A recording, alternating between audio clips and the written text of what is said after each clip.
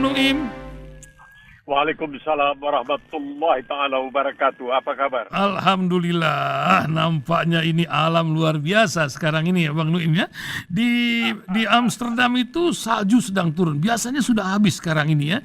Tapi di Australia juga tadi baru saya bacakan itu sungainya sampai 7 meter lebih tinggi dari biasanya. Apa yang terjadi sebenarnya Bang Nuim? Ini apakah klimat itu yang digaung-gaungkan atau ada cerita lain dari kisah di balik ini Bang Nuim? Silakan Bang Nuim. Nah, musim-musiman yang disebutkan La Niña.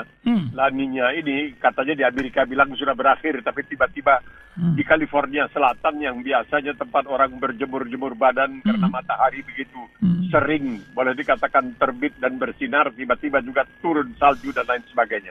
Akhirnya manusia memang ditantang oleh alam. Jadi seperti dikatakan Ebit GAD ini, nampaknya alam pun sudah tidak bersahabat dengan manusia dalam lagunya yang puluhan tahun yang lalu menjadi populer di Indonesia. Dan ini menarik sekali karena di Australia ini seakan-akan kalau tidak terjadi kemarau berkepanjangan sampai 10 tahun, maka terjadi banjir. Kadang-kadang di satu tempat terjadi banjir, di tempat lain terjadi kebakaran hutan. Jadi semua ini oleh para pengamat, oleh para ahli dikatakan ada sangkut pautnya dengan ulah manusia sendiri yang telah menimbulkan apa yang disebutkan sebagai perubahan iklim. Al-Quran sendiri mengatakan tentang manusia yang melakukan kerusakan di laut maupun di darat. Jadi ini bukan sesuatu yang baru karena ya kita melihat ada kota-kota yang disebutkan dalam Al-Quran misalnya, tetapi tidak diketahui oleh manusia keberadaannya, tiba-tiba terbongkar, rupanya telah tertimbun oleh pasir dan tanah dan lain sebagainya. Jadi ini menarik sekali kalau kita pelajari tentang apa yang ada di dalam Al-Quran berkaitan dengan soal alam. Makanya kita disuruh menjaga alam ini. Itulah sebabnya ada pesan kepada bala tentara muslim di zaman lalu ketika melakukan perjuangan untuk membela diri, mempertahankan diri, dikatakan jangan menebangi pohon, jangan potong pohon, jangan mengganggu air dan lain sebagainya. Semua ini rupanya ada hikmahnya untuk kita sekarang ini. Luar biasa ya, kalau di Indonesia ini Gunung Merapi yang sedang meleduk-meleduk ya. Tapi Pak Sultan bilang itu kan karena buat menutupi pasir-pasir yang lubangnya sudah minta ampun dikeruk. Bang Nuim memang luar biasa ini dari bencana alam pun. Tadi pagi itu saya sempat bacakan juga Bang, bahaya gula karena banyak kali nih meningkat diabetes di bagian anak-anak ini sampai 70 kali. Saya selalu ingatkan kalimat Bang Nuim beberapa tahun yang lalu tentang white poison. Ini apa mesti diingatkan, bahaya gula dan mau kena cukai pula di sini kalau cukai gula ini. Gimana Bang Nuim? Ya, karena begini, ada negara seperti di Inggris itu minuman-minuman yang pakai gula terlalu banyak tanpa disadari. Minuman-minuman yang sering kita sebutkan minuman ringan ya, janganlah kita sebutkan namanya. Soft drink, ya? Itu gulanya luar biasa banyaknya.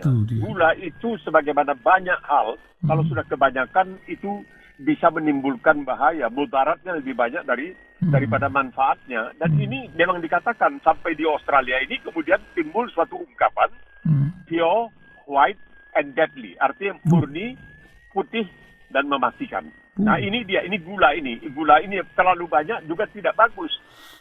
Tapi ada juga ahli-ahli dari Inggris misalnya Universitas Oxford kalau saya tidak salah yang masih berkeyakinan bahwa musuh nomor satu bukanlah gula, masih ada hal-hal lain. Ada yang mengatakan garam dan lain sebagainya. Tetapi sebagaimana halnya dengan di Indonesia, di mana dikatakan anak-anak usia antara 12 sampai 14 tahun banyak yang sudah terkena diabetes tipe 2, ini hampir tidak masuk di akal karena begitu cepatnya.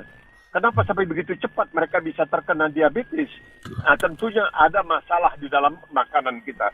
Oleh sebab itu, Al-Quran ini ketika kita Muslim menjelang bulan Ramadan, Al-Quran mengatakan tentang halalan thayyiban. Jadi bukan hanya halal, tapi juga yang bermanfaat.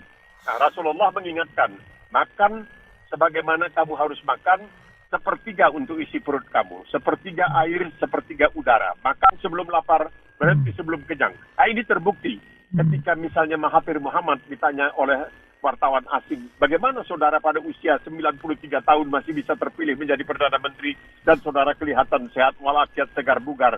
Dia mengatakan, ibunda saya memberi petuah, jangan makan terlalu banyak. Ini penting untuk diingat. Sepertiga makanan, sepertiga minuman sepertiga udara dan halalan thayyiban. Jangan berlebihan memakan itu. Apalagi minuman-minuman yang kita beli dengan harga murah yang memang rasanya memang enak dan bisa mencandukan, bisa membuat kita menjadi candu terhadap minuman-minuman tersebut. Seperti dikatakan orang, itu mantan Presiden Amerika Donald Trump satu hari bisa minum sampai 9 kaleng minuman yang disebutkan minuman ringan. 9 kaleng dia bisa minum. Dan ketika dia tiba di Arab Saudi, ketika jadi presiden, dia melakukan kunjungan kenegaraan ke Arab Saudi. Ketika berada di bandara Riyadh disambut, itu biasanya tamu-tamu itu diberikan minuman teh. Tapi dia tidak mau minum teh. Maka dimasukkanlah minuman yang disebutkan tadi ke dalam ceret teko yang biasanya berisi teh, dan itu dituangkan ke gelas, maka dia minumlah seakan-akan dia minum teh. Nah ini bisa membahayakan. Minuman berlebihan ya karena promosinya, iklannya begitu hebat. Nah, Australia sedang mempertimbangkan apakah akan mengenakan cukai supaya harga minuman-minuman ini menjadi lebih mahal. Dengan demikian diharapkan orang mungkin akan berpikir 2 kali sebelum membeli dan meminum minuman ini. Ini berbahaya sekali. Gula ini berbahaya, manis dan berbahaya. Ada gula yang bagus juga, yaitu gula aren, katakan bukan gula tebu. Jadi bukan pure, white and deadly, murni, putih dan mematikan, tetapi berpada-pada. Itu yang paling penting. Sebab di dalam Islam itu dikatakan wala ta'tadun, bukan hanya dalam peperangan, tetapi dalam segala yang kita lakukan, tidak berlebihan. Ini suatu pelajaran yang sangat luar biasa. Insya Allah dengan datangnya nanti bulan Ramadan, kita bisa mengendalikan diri, mengurangi makanan-makanan yang begitu membahayakan diri kita seperti gula. Ya, saya sendiri terkejut membaca masa umur 12 sampai 14 tahun bisa terkena diabetes tipe 2. Tapi itulah yang terjadi dan ini sangat berbahaya, penyakit yang sangat berbahaya. Kualitas hidup jadi terganggu ke depannya, luar biasa. Nah, mengingat Ramadan, Bang, ini 9 hari lagi Ramadan. Ini kita lihat 2 negara Muslim yang sedang berproses untuk berdamai, tapi dilakonin oleh Cina ini antara Saudi dengan Iran. Apakah ini nggak membuat uring-uringan dari Amerika dan Israelnya? Ini kan berpengaruh pula ke Yaman dan Syria nantinya. Apa yang Bang Nuim lihat nih dari percaturan yang sedang berubah, atau memang dunia sedang menata lagi kisahnya di awal abad-abad ini gitu? Silakan, Bang. Memang kita mengetahui bahwa Tiongkok dengan segala kemegahannya, ya, pembangunan kemajuan begitu dahsyat. Tiongkok kabarnya punya hampir 350 kapal tempur dan lain sebagainya. Dan dia ingin memainkan peranan yang akan menjadi kenang-kenangan umat manusia. Awalnya kita mengetahui, baru beberapa minggu yang lalu, seorang diplomat tinggi Tiongkok menyampaikan kepada Presiden Putin, kepada Presiden Rusia, tentang niat Tiongkok untuk menjadi penengah dalam kasus Rusia dan Ukraina. Diam-diam Tiongkok melakukan kasak kusuk dan dapat mendamaikan, boleh dikatakan, antara Iran dengan Arab Saudi. Kenapa? Kenapa tidak Amerika? Karena Amerika dianggap terlalu berpihak kepada satu pihak. Dalam hal ini kepada Arab Saudi. Dan dalam hal ini kepada Israel. Sedangkan Tiongkok dianggap lebih netral. Lebih tidak memilih, tidak pandang bulu seakan-akan. Dan bisa menyatukan kedua negara ini. Karena Arab Saudi sendiri sudah lelah.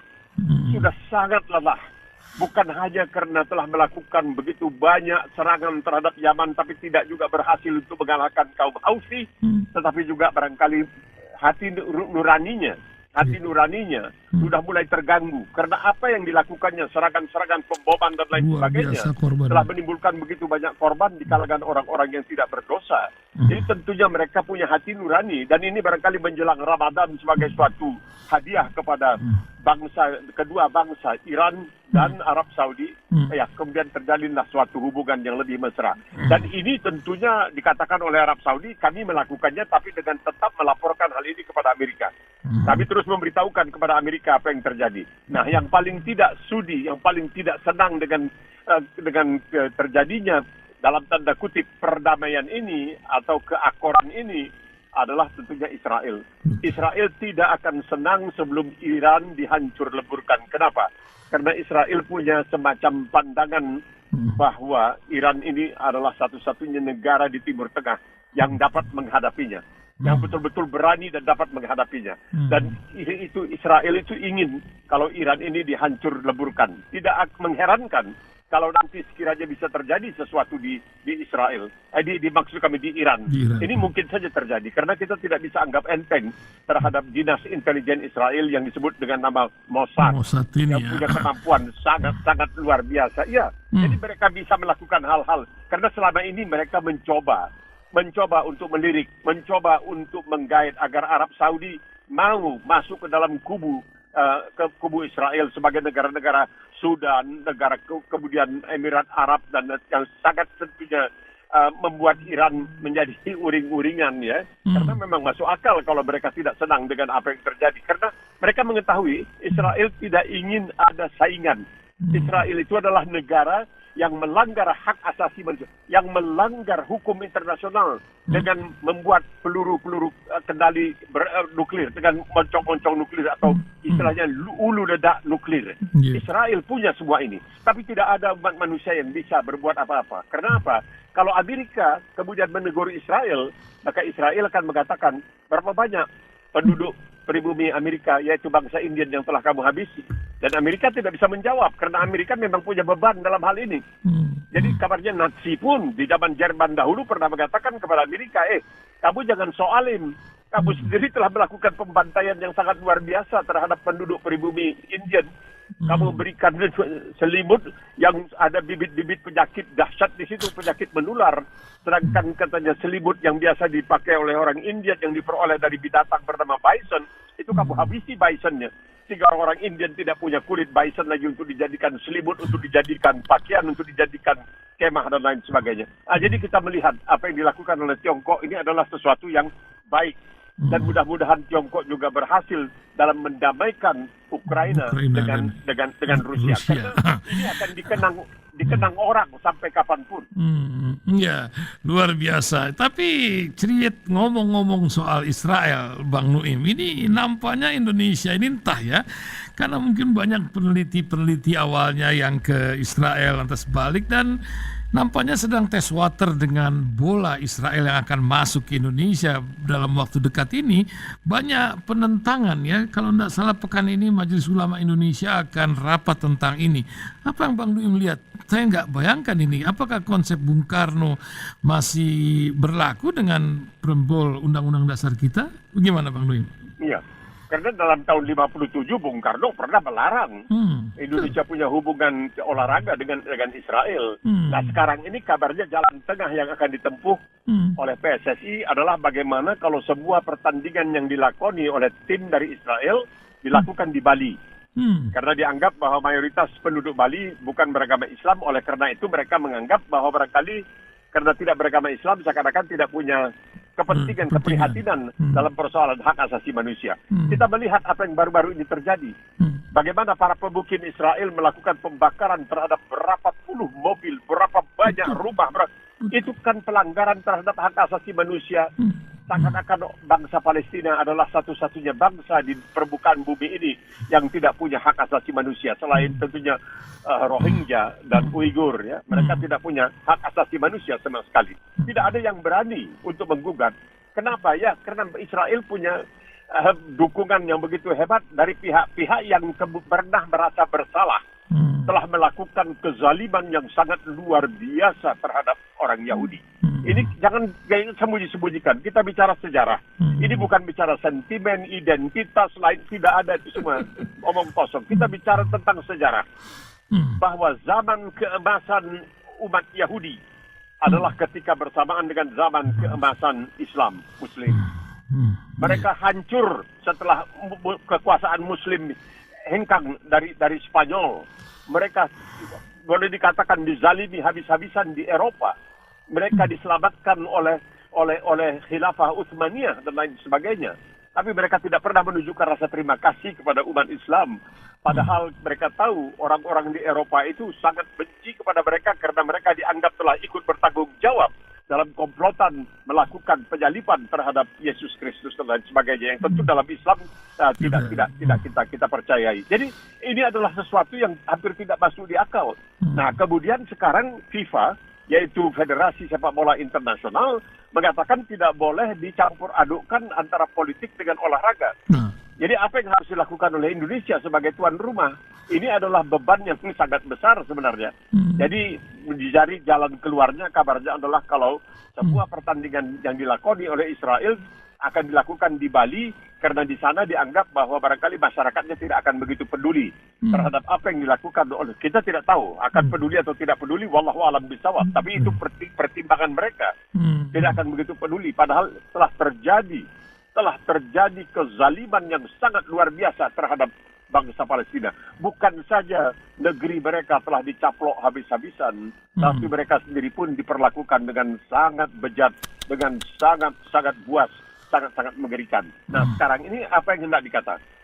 Mereka harus melaksanakan. Kalau tidak, Indonesia bisa kena sanksi oleh FIFA, oleh Federasi Sepak Bola Internasional. Dan kita mesti tahu juga, barangkali Bung Isan juga pernah membaca bahwa pernah di suatu masa, ya, kita itu mengirimkan penerbang-penerbang kita untuk latihan di Israel.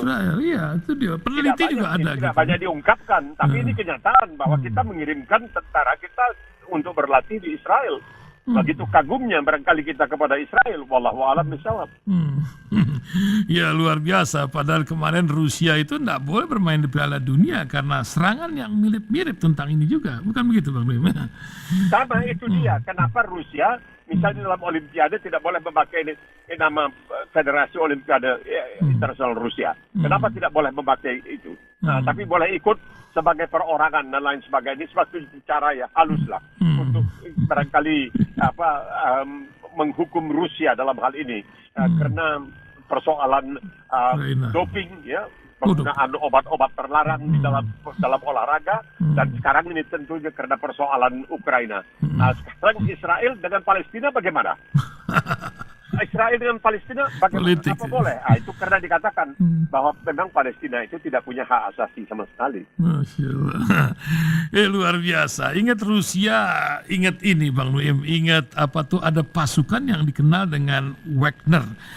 Apa tuh Bang Nuim? Ini kan seperti pasukan bayaran apa gimana? Dan sekarang ini lagi mau berambisi menggantikan Zelensky lagi di Ukraina sendiri, itu pimpinannya, bos tentaranya. Ini memang beredar orang-orang bayaran begini untuk mengacaukan dunia, atau apa yang terjadi sebenarnya Bang Nuim? Ya, ini memang disebutkan mercenary dalam bahasa Inggrisnya, atau serdadu sewaan. Dalam bahasa Indonesianya bukan bayaran, tetapi sewaan. Serdadu sewaan. Ya, dahulu yang paling terkenal, ini tidak banyak yang barangkali percaya. Dahulu yang paling terkenal dengan serdadu sewaan yaitu Swiss. Swiss itu terkenal sekali. Zaman dulu, wah, kalau berperang bisa sewa pasukan dari Swiss. Ya, sama Gurkha juga ya, di Gurkha ya. Kalau Gurkha itu dari Nepal, ya. Gurkha dari Nepal itu bukan sewaan, tapi mereka karena Nepal pernah di bawah Inggris, maka direkrut untuk menjadi tentara di dalam ketentaraan Inggris. Tapi apa yang terjadi sekarang di Rusia ini adalah Wagner ini milik seorang pengusaha, dan dia menggunakan seperti yang dikenal di Prancis sebagai the Foreign Legion. Dulu di Prancis itu ada legiun tentara yang terdiri dari berbagai macam warga negara, termasuk orang-orang yang pernah bermasalah di negerinya sendiri. Tentara-tentara yang pernah bermasalah di negerinya sendiri melarikan diri lalu bergabung dengan legiun asing yang dikelola oleh Prancis. Sekarang tidak begitu terdengar. Sekarang Rusia, dan ini legiun tentara sewaan yang ada di Rusia ini sudah banyak dikerahkan di Afrika. Mereka sudah banyak, dan mereka itu kabarnya lebih terlatih. Nah, mereka kemudian mengajukan saran kepada Putin dengan mengatakan tentara biasa, tentara resmi yang dikerahkan oleh Rusia ke Ukraina, ternyata mereka itu kurang ampuh, kurang mampu, kurang profesional. Bagaimana kalau kita gunakan tentara bayaran? Nah, lalu ditanya bagaimana? Oh, kita cari katanya dari para narapidana. Terutama para narapidana yang pernah melaksanakan atau menjalankan atau melakukan tindakan-tindakan pidana seperti pembunuhan dan lain sebagainya, yang dihukum seumur hidup, yang dihukum mati dan lain sebagainya. Kita janjikan kepada mereka, kalau mereka mau berkiprah di Ukraina selama 6 bulan dan mereka selamat, mereka bisa kembali, maka mereka akan dibebaskan dari itu. Inilah dia pasukan Wagner ini yang disebutkan adalah sebenarnya tentara sewaan Rusia yang ingin meniru apa yang pernah terjadi di Perancis dengan The Foreign Legion di Perancis itu. Nah, mereka ini yang kabarnya banyak di antara mereka yang sudah dikirimkan ke Ukraina yang sudah tewas. Karena mereka dilatih asal latihan saja, beberapa hari latihan lalu dikirim ke Ukraina dan mereka berhadapan dengan orang-orang yang begitu gigih untuk membela tanah air mereka. Ya, mau menggantikan Zelensky, ya silakan saja kalau bisa menggantikan Zelensky, tapi tidak akan semudah itu. Tidak akan semudah itu. Sekarang di Bakhmut saja boleh dikatakan mereka sudah kewalahan untuk berhadapan dengan pembelaan yang dilakukan oleh tentara Ukraina. Ya, luar biasa. Sementara Cina menang-menang baik melihat ini dan akan jadi penjuru damai. Tapi pemerintah Cina tuh kadang-kadang efektif gitu ya, karena Bang Nuim kan tahu itu ya, pengusaha Cina yang baru berkicau dikit macam Jack Ma dengan Alibabanya, lantas yang baru lagi ini ada Bao Fan. Ini orang luar biasa juga, langsung menghilang itu. Gimana Bang Nuim melihatnya antara komunisme dan kapitalisme ini sekarang, dan tidak sosialis, atau apa yang Bang Nuim lihat, Bang? Iya, karena di zaman Deng Xiaoping yang menggantikan Mao Zedong, waktu itu keadaan Cina memang ya boleh dikatakan tidaklah sehebat seperti yang diharapkan dari sebuah negara dengan jumlah penduduk seperti itu, dengan riwayat, punya sejarah. Ini negara yang mampu menciptakan kompas, menciptakan kertas, begitu pentingnya. Dan ini perlu dijelaskan sedikit, Bung Isan. Kalau kita di Indonesia menyebut kertas, harap mereka tahu, dan ini adalah sumbangan kadrun kepada bahasa Indonesia, Al-Kartas. Arabnya Al-Kartas, dijadikan kertas dalam bahasa Indonesia, tapi itu lain cerita. Nah, ini negara yang pernah punya masa lalu yang begitu hebat. Tahu-tahu mereka tidak mampu untuk melakukan industrialisasi. Nah, setelah Deng Xiaoping mengatakan, jangan peduli apa warna kucing. Kucingnya boleh warna hitam, putih, asal dia nangkap tikus, itu kucing bagus. Jadi artinya boleh pakai sistem apa saja, asalkan bisa mensejahterakan, memakmurkan rakyat, maka silakan terapkan sistem itu. Maka diterapkan adalah bidang ekonomi, boleh dikatakan semacam sistem kapitalisme. Maka maju. Ini menggemparkan umat manusia. Kemudian dapat 3 periode, ini tidak perlu dicontoh di Indonesia ya, 3 periode Xi Jinping, jangan dicontoh-contoh ini. Begitu hebatnya. Kenapa Xi Jinping bisa begitu maju? Karena dia menjanjikan kepada rakyatnya tentang pembasmian korupsi. Dan itu dilakukan, walaupun tidak terbasmi seluruhnya, tapi memang berlaku. Nah, ini kemudian pengusaha-pengusaha yang punya uang begitu banyak dan lain sebagainya, ada ketentuan. Di Tiongkok itu tidak boleh mengirimkan uang ke luar negeri lebih banyak dari $50.000. Jadi apa yang dilakukan oleh pengusaha-pengusaha yang punya uang begitu banyak dan ingin untuk menyeludupkan uang tersebut ke luar negeri, ini mereka membayar mahasiswa-mahasiswi yang belajar, yang kuliah di luar negeri seperti di Australia, untuk bisa membawa uang dengan mereka diberikan komisi tentunya. Dan uang ini bisa dipindahkan secara dalam tanda kutip legal ke Australia. Ini yang mereka lakukan. Tapi dari waktu ke waktu, karena mereka sudah menjadi terlalu kuat, ini nanti bisa menjadi semacam pesaing, menjadi saingan bagi pemerintah. Nah, Xi Jinping tidak akan menerima ini. Karena Xi Jinping ini sudah punya citra yang cukup baik. Kenapa? Dia pernah menikah dengan anak seorang diplomat.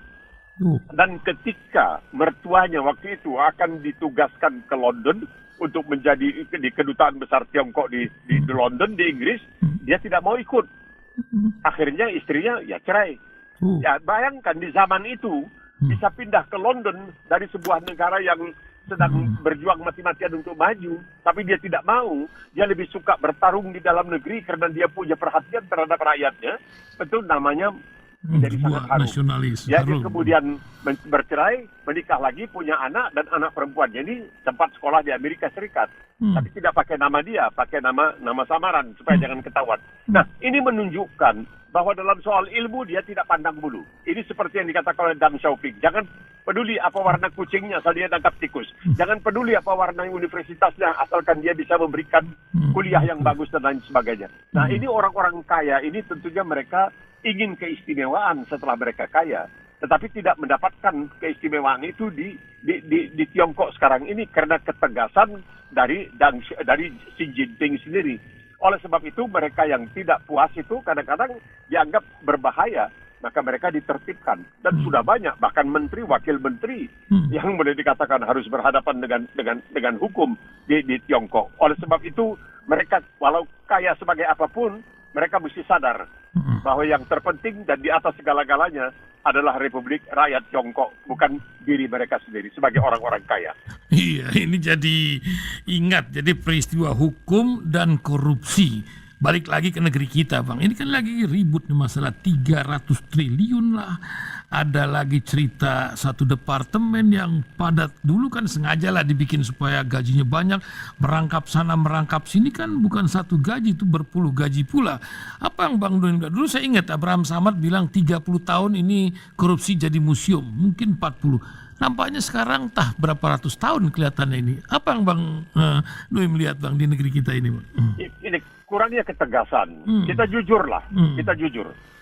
Lalu dikatakan, oh jangan pamer, jangan hedonis. Artinya ya korupsi, silakan saja korupsi. Nah. Tapi jangan pamer hasil korupsi. Jangan dong. Jangan. Korupsi itu harus dicela. Korupsi itu harus dikatakan dosa besar. Itu bukan hanya kesalahan pidana, itu dosa besar. Karena dia telah menganiaya orang-orang kecil dengan korupsinya itu. Jadi maunya jangan bilang, jangan hedonis. Bilang jangan korupsi. Bukan jangan hedonis. Itu kamu memberikan kesan kepada orang-orang yang korup. Boleh korup, tapi jangan pamer ya. Ini kan sayangnya kita punya seorang wakil presiden, seorang ulama besar, pemimpin majelis ulama ini. Bilang dong, contoh dong bagaimana Umar bin Khattab radhiyallahu anhu pernah satu Jumat terlambat datang ke masjid untuk menyampaikan khutbah ketika dia menjadi khalifah. Ya, saya pakai perkataan khalifah tanpa permintaan maaf kepada para cebong dan apapun ya. Ini khalifah. Dia terlambat masuk ke masjid. Kenapa? Karena pakaiannya satu-satunya yang penuh tambalan itu belum siap habis dicuci untuk dipakai untuk bisa ke masjid. Lalu oleh Mahatma Gandhi dikatakan apa? Bagaimana ini Abu Bakar Siddiq, Umar bin Khattab radhiyallahu anhum, ini penguasa wilayah era ya, emporium yang begitu besar, khilafah yang begitu besar, kok mereka hidupnya miskin, macam orang miskin, al-fuqara. Ini dia. Jadi katakan, jangan korupsi. Kalau kamu korupsi dihukum berat. Ya, jangan dihukum ringan, dihukum berat. Maunya kita mengharapkan adanya fatwa seperti itu, terutama dari seorang wakil presiden kita. Jangan mengatakan ikut, jangan hedonis lah, jangan. Artinya nanti salah tangkap. Kamu mau korupsi, nggak apa-apa, tapi jangan dipamer hasil korupsinya. Ya Allah, itu kan interpretasi kita. Kenapa kita tidak mau tegas mengatakan jangan korupsi? Kalau korupsi kamu akan ditangkap tentu.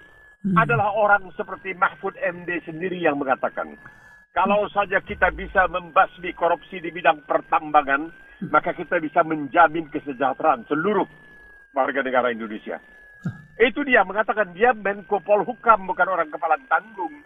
Jadi sekarang ini saking sibuknya ngurusin Formula E, KPK tidak bertindak terhadap Sri Sambodo. Padahal kata PPATK ya sudah sejak kapan-kapan kami kirimkan laporan ke KPK. Iya, tapi dia mesti sadar dong, KPK sedang sibuk dengan Formula E. Nah, barangkali sekarang pelumpang juga mungkin disibukkan dengan pelumpang. Yang dibakar, yang kebakaran tangki minyaknya yang disalahkan IMB warga, itu kan lucu gitu, Bang. Ya, itu dia. Kita kan begitu. Awak tak pandai menari, dikatakan lantai tak rata. Nah, itu dia. Orang kita sudah mengingatkan, tak pandai menari, jangan salahkan lantai yang tak rata. Memang tak pandai. Jangan katakan, jangan hedonis. Jangan korupsi. Kembalikan itu uang. Itu dong. Jangan sebaiknya jangan hedonis. La ilaha illallah. Bilang jangan korupsi, bukan jangan hedonis. Nanti orang salah tangkap. Oh, Bapak itu bilang, pemimpin kita bilang tidak boleh hedonis, nggak boleh pamer. Korupsi boleh, tapi pamer nggak boleh. Nah, itulah dia. Kan bisa saja tafsirnya seperti itu. Ya, memang luar biasa kalau apa contoh itu jauh lebih baik lah. Seperti ya Sayyidina Umar dan lain-lain sahabat lain. Wah, Bang Nuim, ini 9 hari lagi Ramadan Karim. Bincang kita sebentar lagi 30 menit dan Apa yang Bang Nuim ingin ingatkan di akhir-akhir Syakban ini menjelang Ramadan? Karena ini zaman yang luar biasa gitu Bang Nuim. Anak-anak di sini lagi pada pusing melihat pelajar-pelajar ini sabet sana sabet sini, macam tak berakhlak lah banyak ini. Apa yang Bang Nuim bisa ingatkan? Silakan Bang Nuim. Ya, dulu tawuran, sekarang kelitip dan lain sebagainya. Ini kata orang, puasa itu bukan hanya menahan lapar dan haus. Itu satu hal, itu penting. Itu untuk memberikan empati kepada kita ketika kita kelaparan, tidak bisa makan, tidak bisa minum karena kita puasa. Lalu kita bisa menyadari betapa kesengsaraan orang-orang yang tidak mampu. Banyak di antaranya tidak mampu mungkin dikarenakan korupsi. Kalau saja uang korupsi itu bisa sampai ke mereka, kan mereka bisa bagus. Nah, kemudian kita disuruh berpuasa. Kenapa? Oh, supaya takwa. Takwa itu apa? Takwa itu kata para ahli, para alim ulama, itu ibarat kita jalan di tempat kaki ayam, di tempat yang banyak durinya. Jadi harus hati-hati ketika kita menginjakkan kaki. Nah, dalam kehidupan ini juga hati-hati. Bukan hanya hedonisme kita hindari, tapi korupsi juga kita hindari. Nah, yang penting dalam hal ini adalah bagaimana kita membina diri kita sendiri. Kita mengetahui bahwa ketika puasa, apalagi seperti di Australia, ini 10 hari puasa tahun ini, dalam tahun 1444 Hijriah ini 10 hari pertama kami di Melbourne ini buka di atas jam 7.30.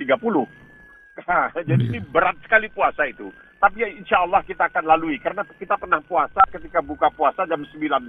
Kita masih bisa puasa. Alhamdulillah selamat. Alhamdulillah masih dalam keadaan sehat walafiat. Nah, kalau kita puasa, kemudian kita merasakan lapar yang luar biasa. Kita merasakan haus yang luar biasa. Kita merasakan syahwat yang menggoda. Kita bisa ke kamar, tutup pintu, kunci pintu. Kita bisa makan, bisa minum, bisa melampiaskan syahwat dan lain sebagainya. Dan kemudian ketika ditanya oleh tetangga, masih puasa? Masih. Tapi tidak kita lakukan. Kenapa? Oh, saya malu. Malu kepada siapa? Malu kepada Tuhan. Malu kepada Allah. Lah, kalau Allah bisa melihat kamu ketika kamu puasa, bukankah Allah juga melihat kamu ketika kamu tidak puasa? Kenapa ketika kamu tidak puasa, kamu melakukan hal-hal yang ternoda, hal-hal yang tidak baik, korupsi dan lain sebagainya? Bukankah Allah SWT juga akan melihat perbuatan kamu itu? Jadi karena mereka itu malu kepada Allah SWT. Kalau saja perasaan malu ini bisa dibina, dan kemudian diterapkan bukan hanya pada bulan Ramadan, kemudian bulan Syawal dan seterusnya, itu kan baiknya sangat luar biasa. Jadi sebenarnya tujuan puasa itu adalah untuk memperbaiki akhlak kamu. Bukan hanya memperbaiki badan kamu menjadi sehat, lebih sehat. Karena insya Allah darah tinggi turun, kolesterol berkurang dan lain sebagainya. Karena sekarang sudah diyakini. Tetapi kamu juga bisa membina disiplin diri. Kamu bisa membina rasa malu sehingga tidak melakukan kejahatan, tidak melakukan, biarpun tidak akan ketahuan, biarpun dijamin tidak akan ketahuan, karena kamu bisa misalnya menggunakan nomini, bisa menggunakan pencucian uang, bisa dan lain sebagainya, tapi kamu tidak lakukan karena saya malu. Wa huwa ma'akum aina ma kuntum wallahu bima ta'maluna basir. Bahwa Allah itu bersama kamu terus-terusan dan bisa melihat apa saja yang kamu lakukan. Nah, itulah tujuan dari puasa itu. Jadi bukan hanya menahan lapar dan haus, tetapi juga untuk membina rasa malu yang merupakan bagian dari budi pekerti kita, insya Allah. Masya Allah. Bang Nuim, ada satu lagi pertanyaan. Ini pendengar agak insist. Tolong dong ditanyakan kepada Bang Nuim. Tadi dia dengar cerita tentang Israel tadi Bang Nuim. Tapi dia tanya begini. Dalam literasi kan masa orang Israel nggak tahu bahwa dia itu akan punah gitu pada akhir ceritanya. Tapi kenapa kok dia terus gempur ini orang-orang Palestina sekarang ini? Apa yang Bang Nuim ingin sampaikan ini tentang nubuat begini ya begitu? Silakan Bang Nuim. Ya, karena mereka percaya bahwa mereka adalah the chosen people, yaitu orang atau masyarakat yang dipilih oleh Allah, oleh Tuhan. Mereka punya kepercayaan itu. Itu kepercayaan yang mereka pegang bahwa mereka adalah the chosen people, yaitu masyarakat atau manusia atau warga yang khusus dipilih oleh Tuhan. Itu kepercayaan mereka. Makanya mereka bisa melakukan apa saja yang mereka kehendaki. Itu mereka tidak peduli kepada siapapun. Mereka hanya menganggap diri mereka benar. Mereka mengetahui. Saya pernah mengatakan, kalau boleh saya tambahkan sedikit. Silakan. Kenapa di Amerika begitu gigih berdiri di belakang Israel? Ini karena kepercayaan banyak orang-orang di Amerika bahwa nanti apabila orang Israel, orang Yahudi, umat Yahudi telah berkumpul di satu tempat. Seluruh umat Yahudi yang jumlahnya 14.000 berkumpul di satu tempat, maka akan terjadilah apa yang disebutkan sebagai pertarungan Armageddon. Itu adalah hari kiamat. Ketika Yesus, kata mereka, menunggang kuda putih, turun dari langit disertai oleh jutaan malaikat. Melakukan pertarungan melawan orang-orang Yahudi. Menanyakan kepada umat Yahudi, kamu menerima Yesus sebagai juru tebus atau tidak? Sepertiga mengatakan menerima, 2/3 mengatakan tidak. Maka terjadilah peperangan Armageddon yang disebutkan dalam ajaran Kristiani antara Yesus dan pasukannya dan 2/3 umat Yahudi. Dan akhirnya mereka dikalahkan. Yesus bertakhta sekian tahun di permukaan bumi sebelum dunia menjadi kiamat. Itulah yang menyebabkan mereka dianggap begitu penting, terutama oleh mereka yang mempercayai tentang kisah Armageddon. Revelation, wahyu. Ada bab wahyu di dalam ajaran agama Kristiani itu. Yang mereka tidak semua orang Kristen percaya, tapi sebagian di Amerika, sebagian besar mempercaya. Itulah yang membuat mereka begitu 100% membela umat Yahudi, karena mereka mendambakan umat Yahudi pada suatu kali nanti akan berkumpul. Ada 14 juta umat Yahudi di permukaan bumi berkumpul di satu tempat, yaitu di Israel. Setelah itu terjadilah pertarungan antara umat Kristiani dengan umat Yahudi. Dan umat Yahudi tidak mempedulikan itu karena mereka tidak percaya terhadap apa yang diyakini oleh umat Kristiani. Mereka hanya percaya mereka adalah the chosen people. Mereka adalah umat yang dipilih oleh Tuhan. Ya, luar biasa Bang Nuim pencerahan hari ini. Nah, terima kasih Bang Nuim, terima kasih banyak. Mudah-mudahan kita bisa bertemu lagi masih menjelang Ramadan di pekan Senin mendatang. Insya Allah Bang Nuim selalu sehat, bermanfaat buat orang banyak. Amin. Assalamualaikum warahmatullahi wabarakatuh. Waalaikumsalam warahmatullahi wabarakatuh.